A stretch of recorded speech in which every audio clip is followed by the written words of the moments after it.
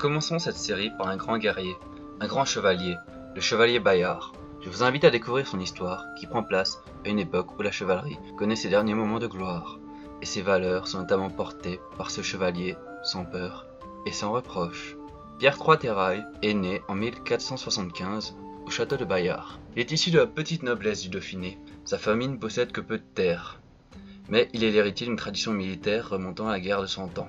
Le récit de sa vie nous est raconté par son compagnon Jacques de Maille dans Très joyeuse et très plaisante histoire du gentil seigneur de Bayard, le bon chevalier sans peur et sans reproche. Il devient page de Charles Ier, duc de Savoie à 11 ans, puis à 17 ans rejoint la compagnie du comte de Ligny. Il va rapidement avoir l'occasion de réaliser des faits d'armes.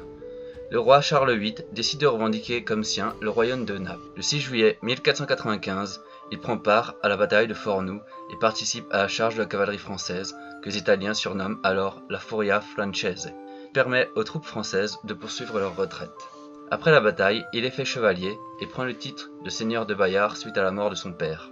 Lors de la deuxième guerre d'Italie déclenchée par Louis XII, qui convoitait alors le duché de Milan et le royaume de Naples, Bayard va alors pouvoir réaliser de nombreux exploits.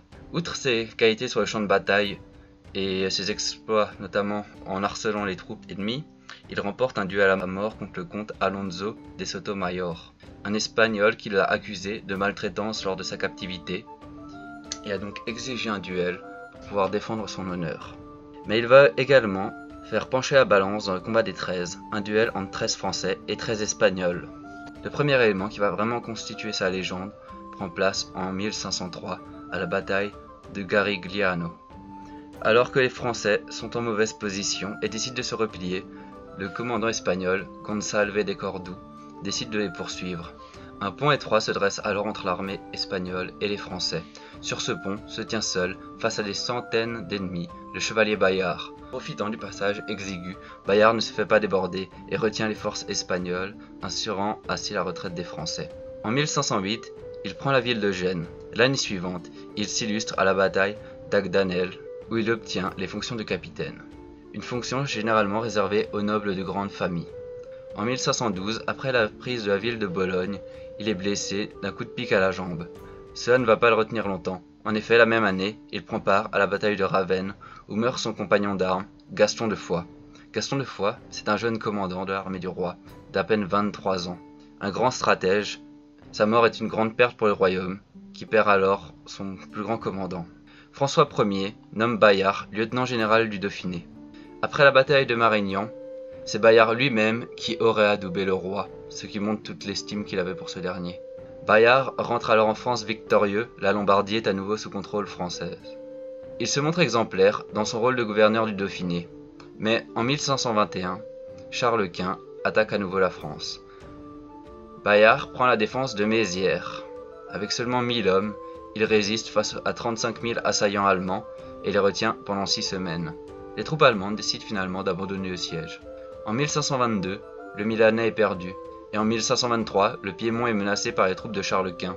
On y rappelle alors Bayard. Au sommet de sa gloire, héros de son temps, c'est à la bataille de Sézia que son histoire va prendre fin. Un coup d'arquebuse lui brise la colonne vertébrale. Bayard aurait déclaré qu'on me descende au pied de cet arbre et qu'on m'y mette en sorte que j'ai la face regardant les ennemis. Ne leur ayant jamais tourné le dos, je ne veux pas commencer en finissant. C'est ainsi que meurent les gentilshommes. Les capitaines espagnols venirent alors lui rendre les honneurs.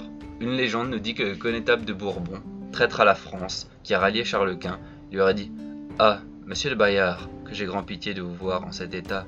Vous, qui fûtes si vertueux chevalier, monsieur, répondit-il mourant. Il n'est besoin de pitié pour moi, car je meurs en homme de bien. Mais j'ai pitié de vous, car vous servez contre votre prince et votre patrie. » Bayard est sans conteste un grand homme. Mais que de nombreux événements de sa vie ont été romancés, sa valeur est certaine. Les valeurs qu'il transmet sont les valeurs de bravoure, d'honneur, de fidélité. L'exemple même des valeurs chevaleresques.